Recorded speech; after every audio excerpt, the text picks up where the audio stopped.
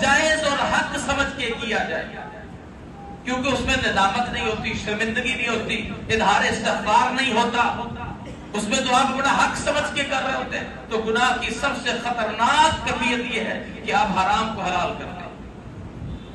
تو نبی صلی اللہ علیہ وسلم نے فرمایا کہ ایک وقت آنے والا ہے میری امت میں کچھ لوگ ریشم کو، شراب کو اور زناکاری کو، یہ گانے بجانے کو یہ حلال سمجھیں گے۔ اور مجھے بتائیں، بعض مساجد میں ڈھول پر رقص نہیں ہوتا تو وہ کوئی گناہ سمجھ کے کرتے ہیں، اس کو تو وہ عبادت سمجھ کے رب کے گھروں میں کرتے ہیں۔ نبی علیہ الصلوۃ والسلام نے فرمایا، ابو ہریرہ رضی اللہ عنہ حدیث کے راوی ہیں، اتنا بڑا اس کا نقصان ہے، دنیاوی تو ہے ہی ہے، انسان کا دنیا تو برباد ہو جائے گی، آخرت بھی بچنے والی نہیں ہے۔ نبی علیہ السلام نے فرمایا، صنفان من اہل النار لم ارہما قوم معہم، میں نے جہنمیوں کی دو قسمیں ابھی تک نہیں دیکھی۔ صنفان من اہل النار، جہنمیوں کی دو قسمیں ایسی ہیں، لم اراہما، میں نے ابھی تک نہیں دیکھی۔ قوم معہم سیاط کاذناب البقر یضربون بها الناس،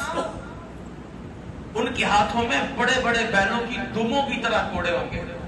جیسے بیل کی دم ہوتی ہے نا، اس طرح ان کے ہاتھوں میں کوڑے ہوں گے، یضربون بها الناس، وہ لوگوں کو مار رہے ہوں گے، یعنی ظلم عام ہو جائے گا۔ میں نے ابھی ان جہنمیوں کی قسم نہیں دیکھی۔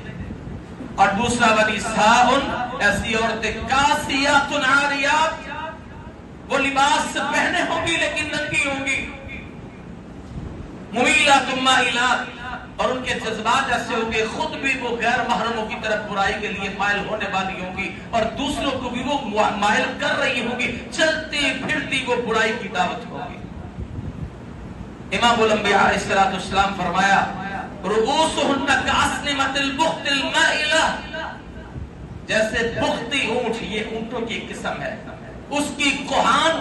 ایک طرف ڈلک رہی ہوتی ہے، ان کے سروں پر اس طرح اونٹوں کی کوہان کی طرح ہوں گے۔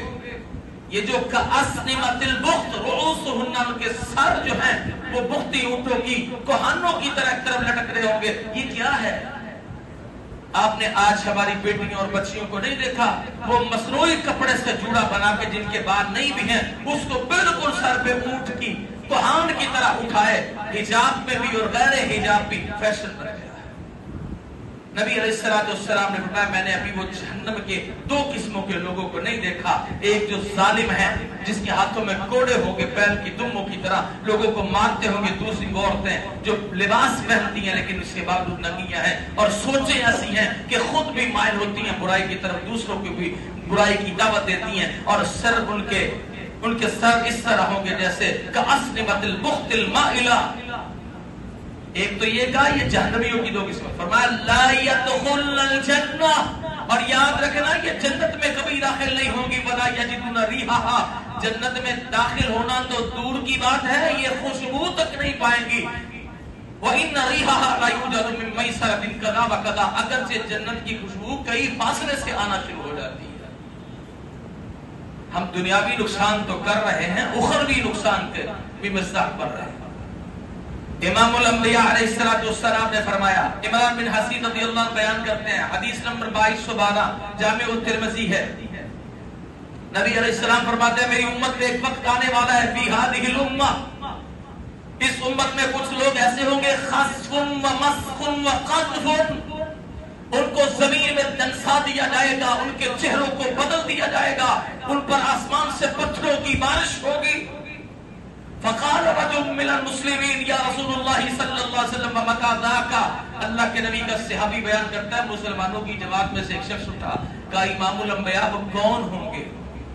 ومتى ذاک، کب ہوگا یہ وقت؟